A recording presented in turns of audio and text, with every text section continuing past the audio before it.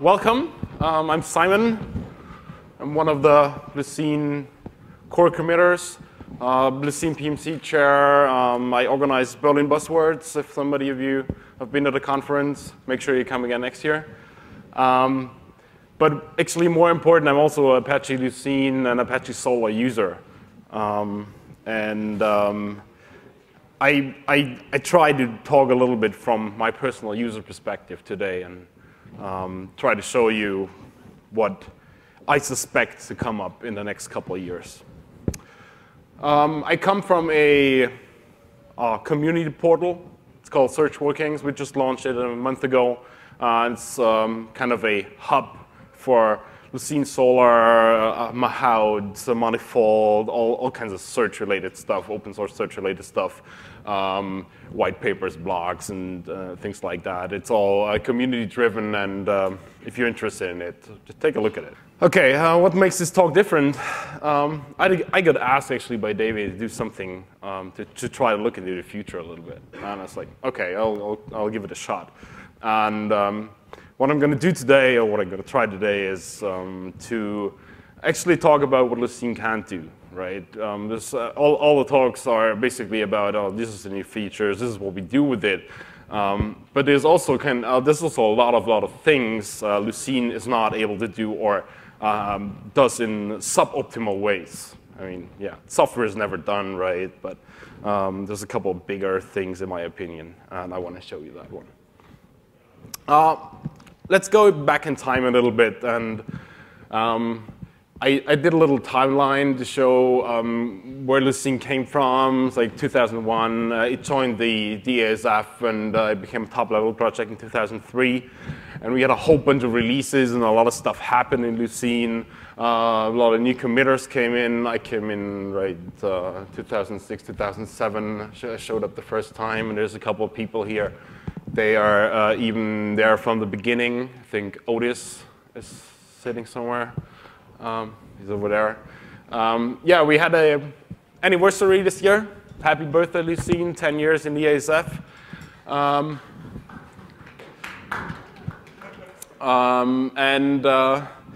Yeah, I put Lucene 4 up there too, but it's in 2012. I wasn't too sure about this, so I tried to move it in here where there wasn't enough space, right? Yeah, I'll see you where we got to. Who did all the work? This tech cloud is, I created this from the changes.txt, and I didn't want to promote Mike too much. What I actually wanted to show is is this here, right? Everybody talks about committers, and yeah, we're the people actually eventually committing the code, but we use the word we're for every third party or for every contribution coming from a non-committer, right? We write something like foobar via, I don't know, Simon or Yannick or whatsoever, and actually our changes show that we have a very, very healthy community, and there's a lot of people really helping to push this product forward. Mike is one of the guys who commits a lot of changes. That's definitely true, right? Okay, to make this a fair game, there's more of us, right? But this tagline is kind of, this is all the committers' email address. I just want to make sure there's more than one person. There's actually more than one. Where are we now? Well, Lucene 4 is an intentional backwards break, right? And we were talking about a lot of improvements we have in Lucene 4 for years. I was talking to Grant yesterday, and he said, like, in 2006, we were talking about flexible indexing and all these kind of things. And we are nearly there now, right? We're nearly there. It contains large speed improvements, a lot of refined APIs. We get a really nice layer on the lowest level to improve our index formats further in the future. We are not relying on something which is set into stone forever. Some random improvements. Robert actually talked about most of them already. I just put up a little slide and show you how awesome it is. This actually, what Robert didn't talk about is the document filtering speedup, where I'm still a couple of people working on this issue, where we pushed filters down to the level where we actually applied the deleted documents before the scorer actually hits the document. Yields improvements up to 500%. We can do 600,000 key value lookups on a decent machine. I think that's a pretty good key value store compared to a couple other key value stores. Yeah, try it out. Your mileage may vary. Those improvements they're really depending on our setup and which directory you're using. But this is what we can do. Some words about flexible indexing. I actually didn't expect that Robert is going to talk about all this. So it's if you have heard Robert's talk, this is no news to you. So I try to go a little bit faster in it. With flexible indexing codecs, we basically introduce a new layer underneath the index writer and index reader between the directory, which allows you to flexibly refine, change how the index is written onto disk, how it's encoded. And the nice thing about this is it's per field, and it's actually versioned by itself. So if we decide in the next release to change something completely, we can basically do this with just adding a new codec or increment a version on a certain codec without breaking backwards compatibility. And then if you upgrade to a new version of Lucene, it'll just merge it together in the background completely transparently to you, hopefully completely transparently. But this is what we actually do right now already with 3.x codecs. And this is going to give us a lot of freedom for future improvements. Index doc values is a pretty new feature. It's still under heavy development. It's very experimental, I'd say. I changed the index format for doc values 3 times in the last 4 weeks. So I think we're getting closer. We're getting closer. It's always the biggest problem in Lucene or in open source development I see is once you open a branch, not that many people are going to participate in it because development is going to be really, really fast. Then you're going to end up being alone on that branch. At some point, you reintegrate it into trunk, and then people start to care, right?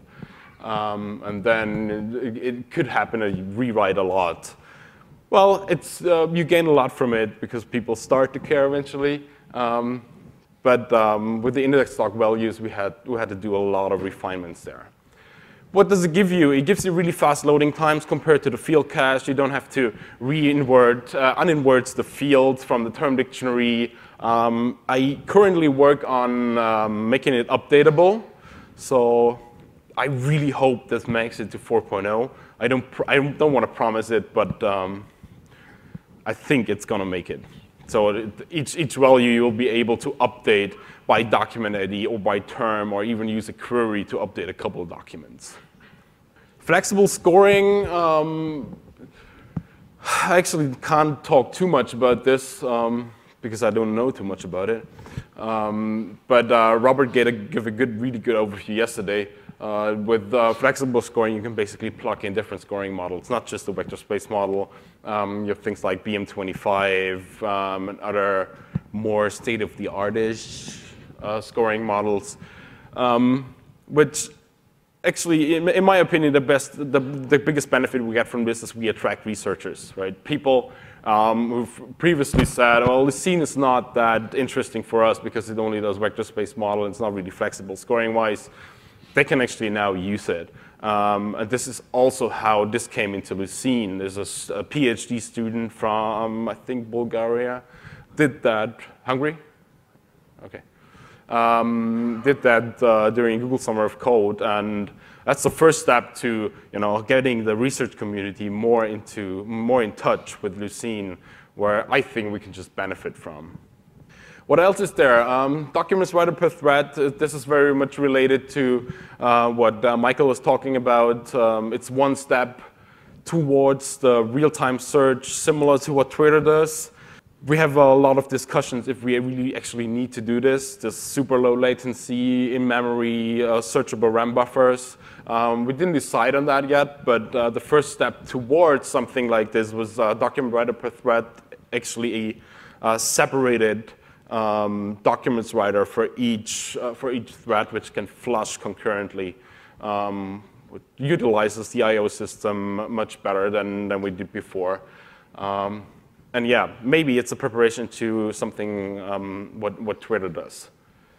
The automaton queries, I think Robert also covered this yesterday in detail. It's a super nice speed up. It makes a lot of things more flexible. You can replace things like stemming, runtime, and it also gives you, on a higher level, the DFA automatons to search the index, actually. So this is a little overview. Let's see what is missing here. What comes after 4.0? Well, I know a lot of people just want to have 4.0, and this guy talks about what comes after this. Well, you need to look into the future somehow, at some point, right? So this all boils down to what do you guys want, and what do we want? What do we want to work on? What do you guys needed? Core features. Not that many talks here, not that many people actually talking about the core features. So most of the features are kind of high level. You know, a lot of talks about Solar, which is way more high level to what I usually work on, I usually get in touch with on a Lucene level. But I have two parts here. I want to talk about what comes on the core side and what comes on the higher level side. So let's start at what are the limitations core-wise? Positions.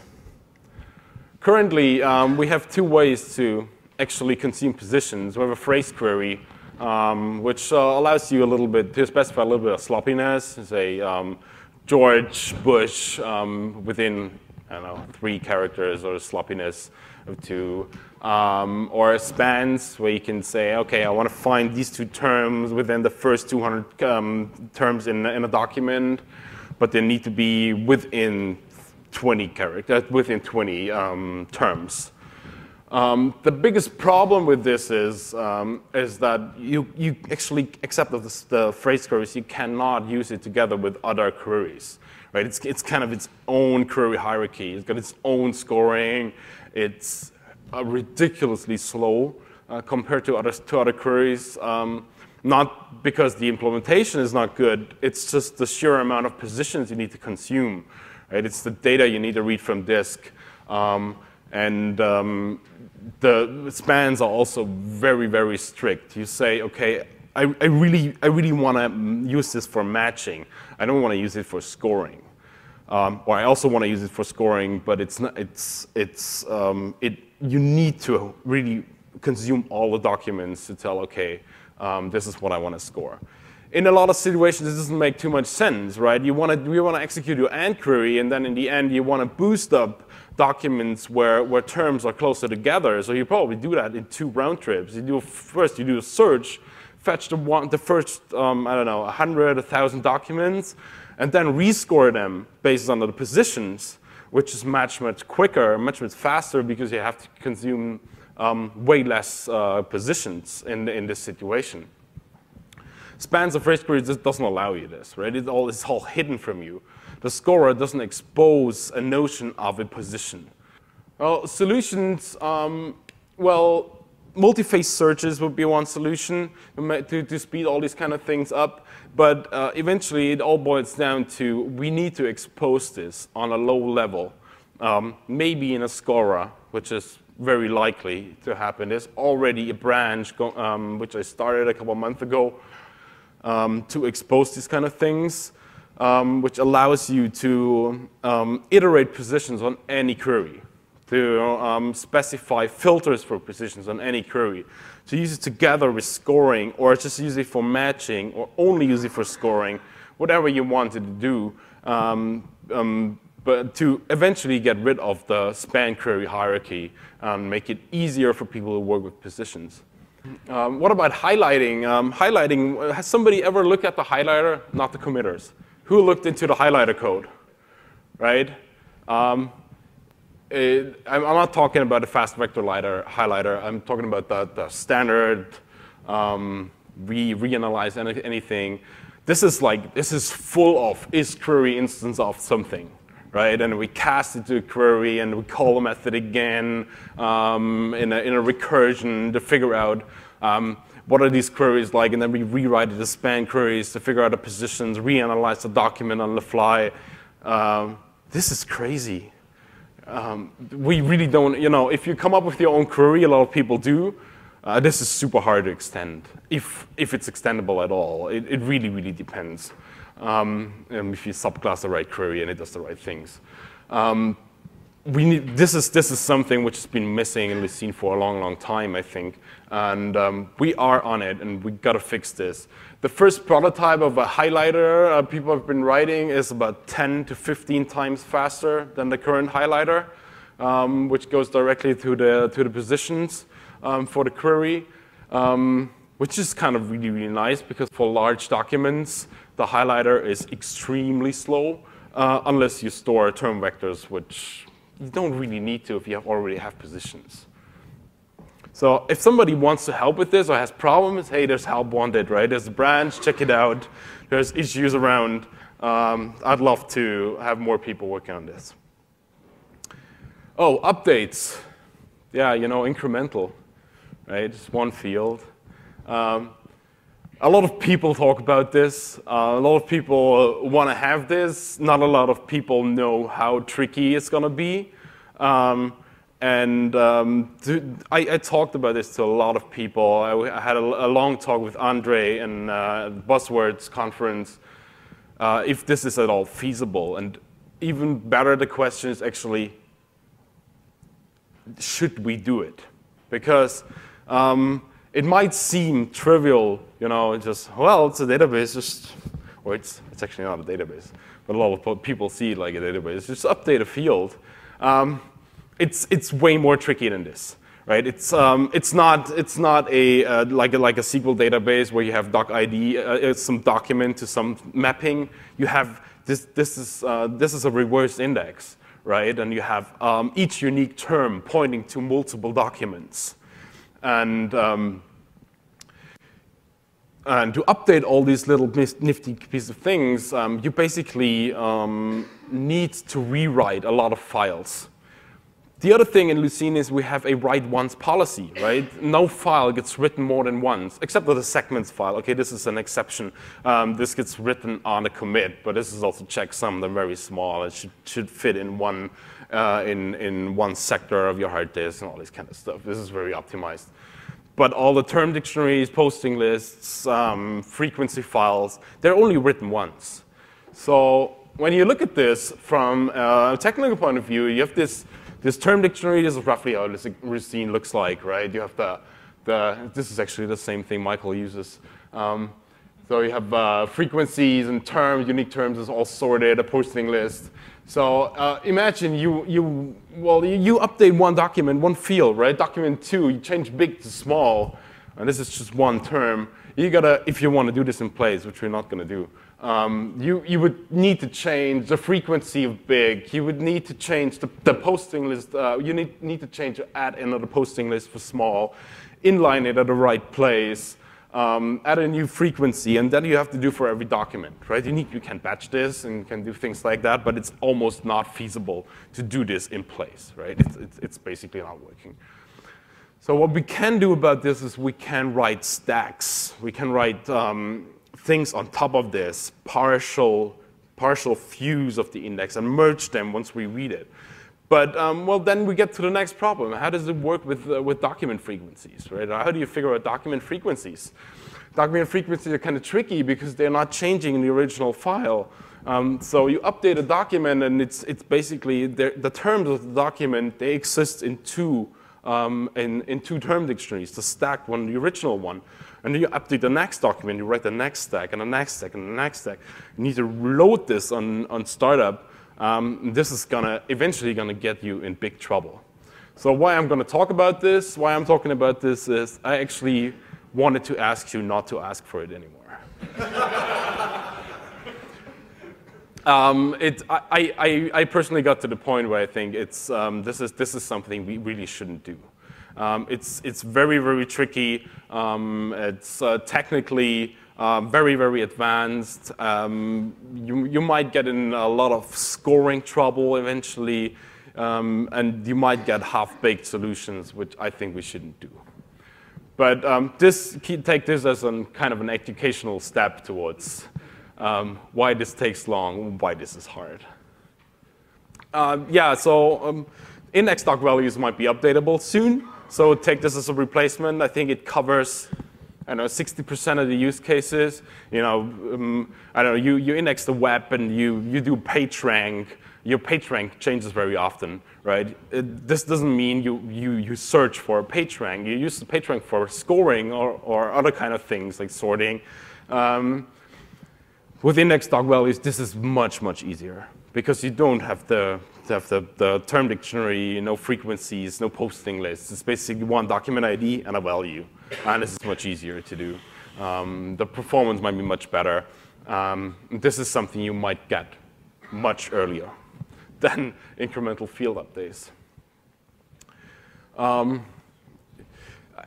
I wrote this like 2 weeks ago, and on the way here to Barcelona, I figured out maybe it's not on the list anymore. I'm not sure. But this really depends if people start working on it. And I personally think that there's even more problems coming up we are not seeing right now when we implement this or when we try to implement this. Limitations.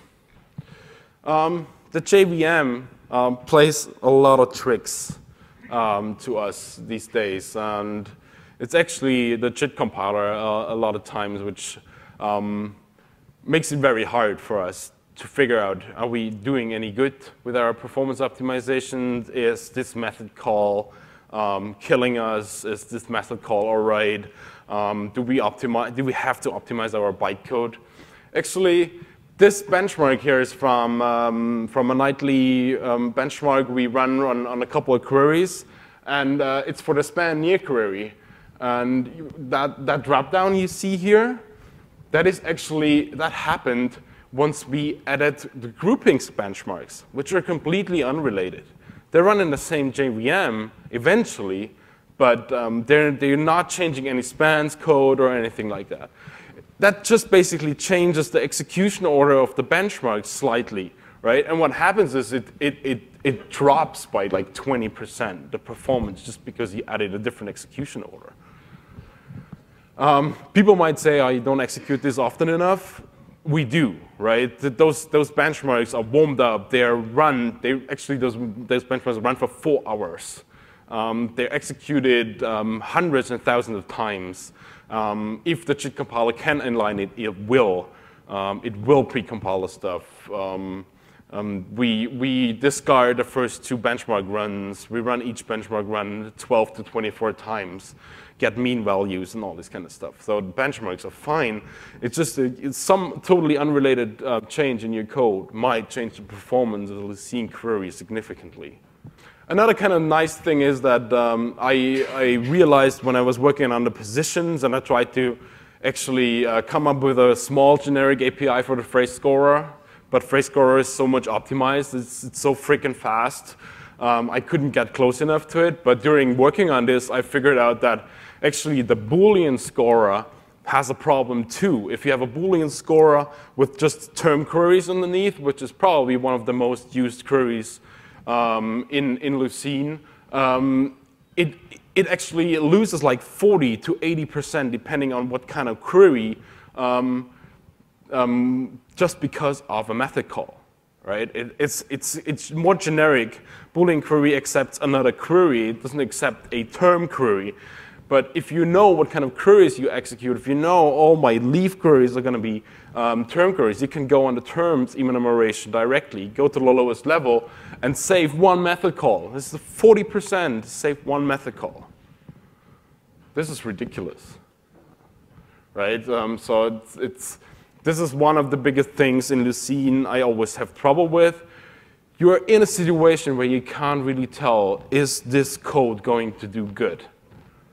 And is this code going to do good for the next 20 changes, because a completely unrelated change might change your benchmarks, and you can't really tell why I'm doing worse now, right?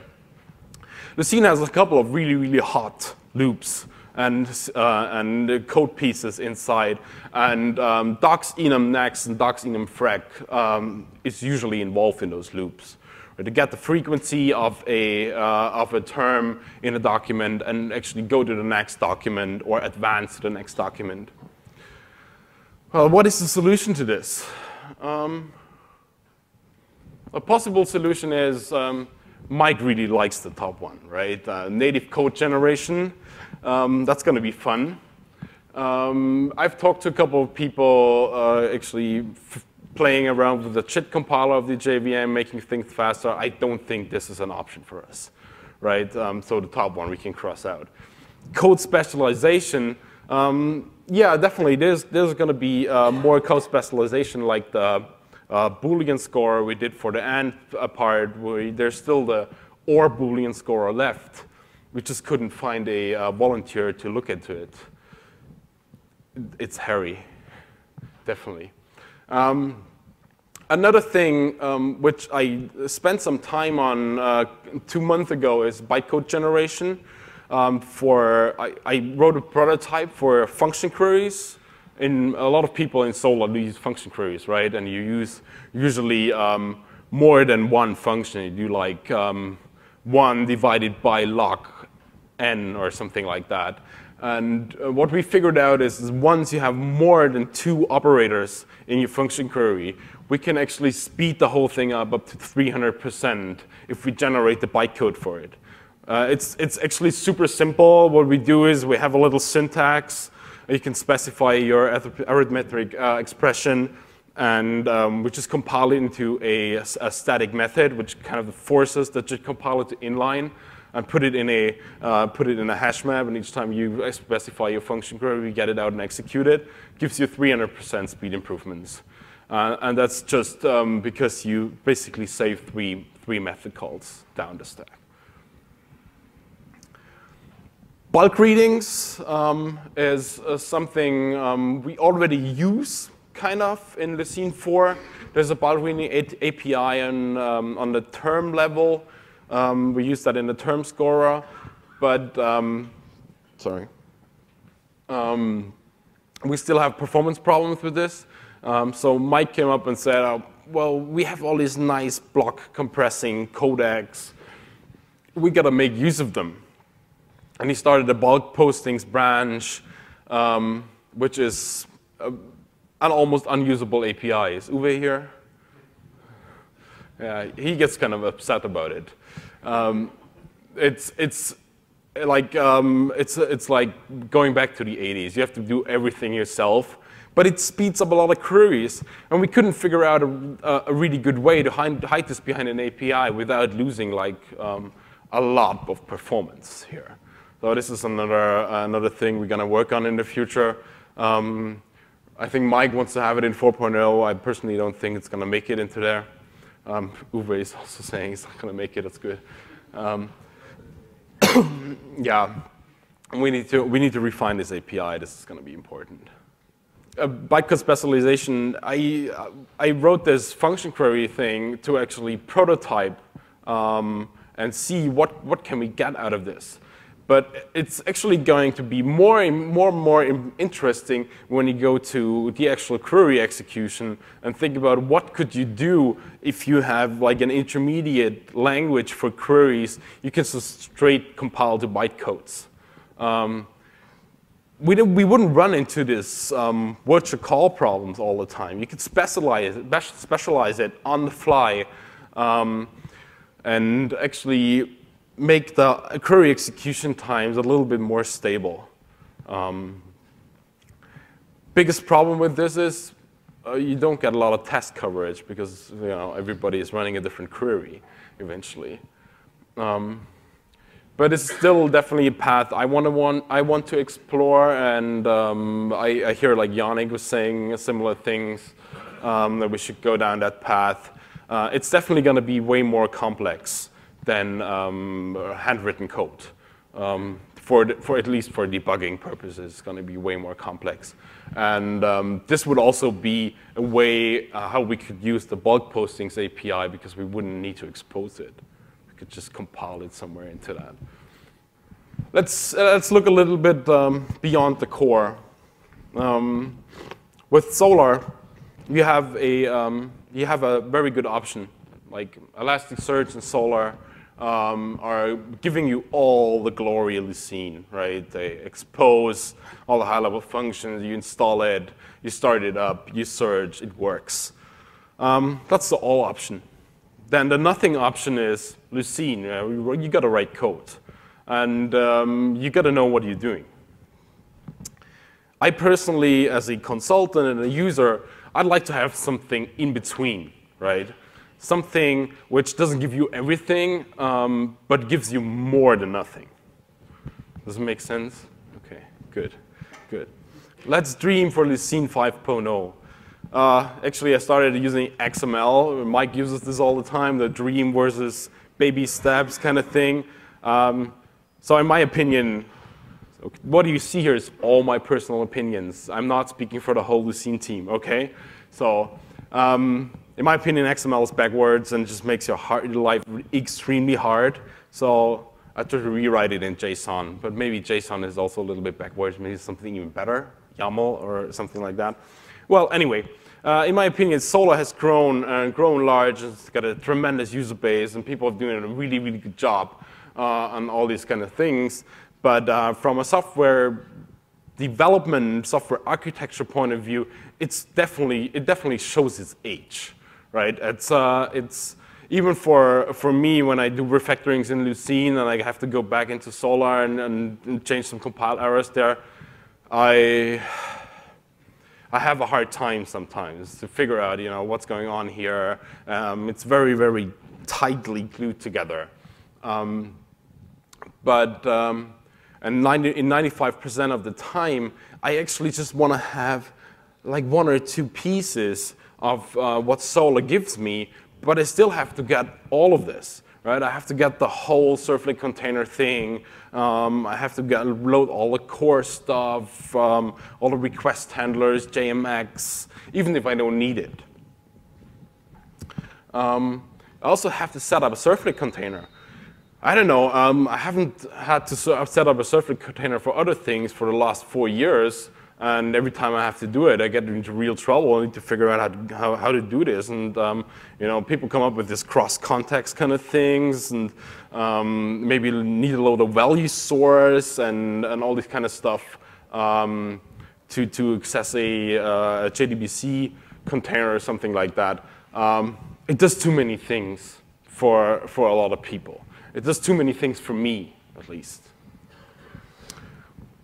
Well, I got to figure out documentation, and I can make use of Solr and Elasticsearch and all these kind of things, which is doing a really great job. But eventually, me as a developer, doing a lot of customization work for customers in their infrastructure, I really would like to have something more modular.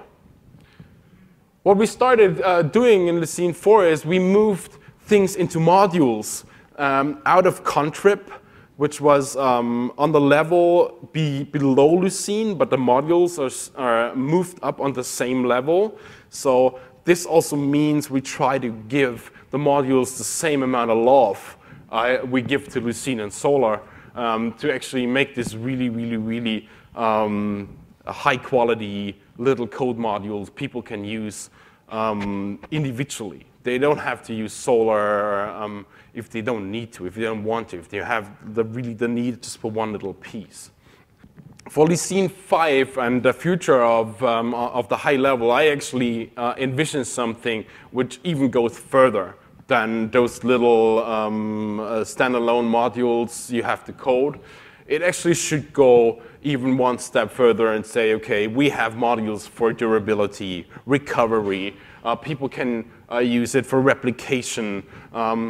We have core utils like managing your index searcher, managing your index writer, managing filters and all these kind of things. Everybody writes themselves, they use Lucene, which doesn't make sense too much, right? at the end of the day, everybody should kind of be able to build its own solar eventually. It's going to be a little harder than just using it, but people who need to do this, who have the need for this, should be able to do it. Well, is this what solar does? Well, it's not quite what solar does. This is when I look into solar, I usually see people trying to push everything they can, only if there's like 5 users using it, into the product. This is how we ended up with this, right? It's the response writer hierarchy. This is ridiculous. I don't know. I have no idea why I need to have 1, 2, 3, 4, 5, 6, 7, 8, 9, 10, 11 different ways to talk to Solar. Isn't one enough? I mean, everybody can speak JSON, right? Or everybody can speak XML, or everybody, you can use some RPC stuff which generates clients for a trillion number of different languages.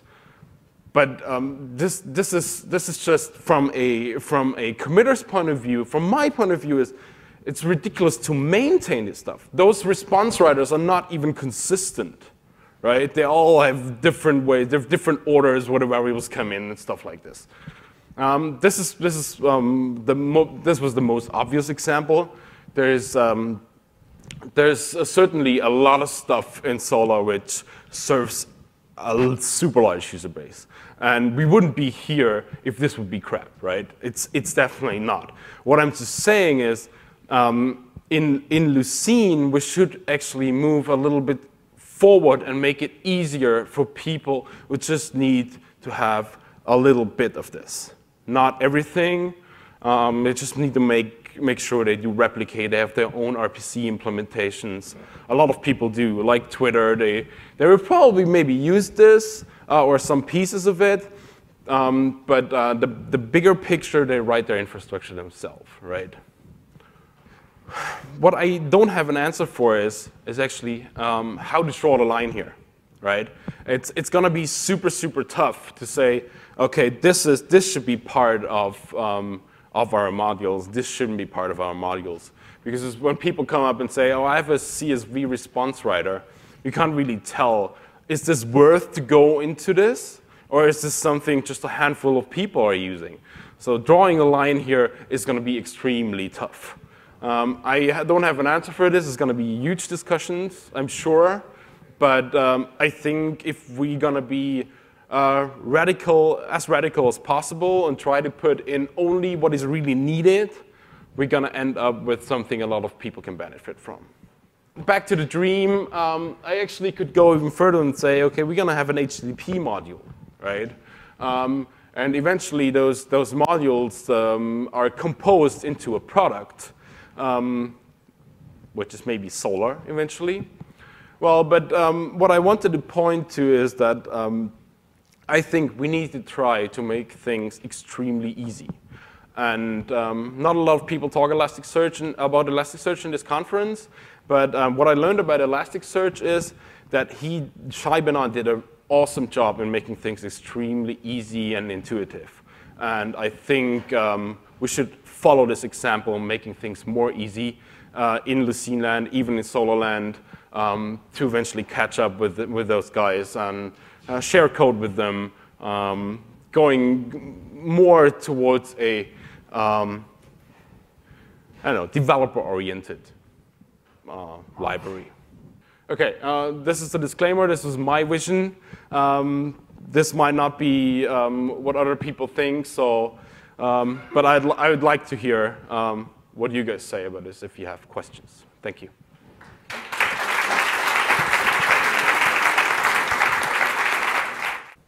The question was a long question. If we are considering to move away from the current way we index things with writing a segment once and merge it to a more easily modifiable data structure for doing updates, we didn't yet. We didn't think about this yet, or maybe a couple people thought about it, but we haven't had a discussion about it. We definitely need to look into other options, even if it means we partially go away from segment flush and merge to make these things happen. It's definitely something we should consider. Yes. Thank you.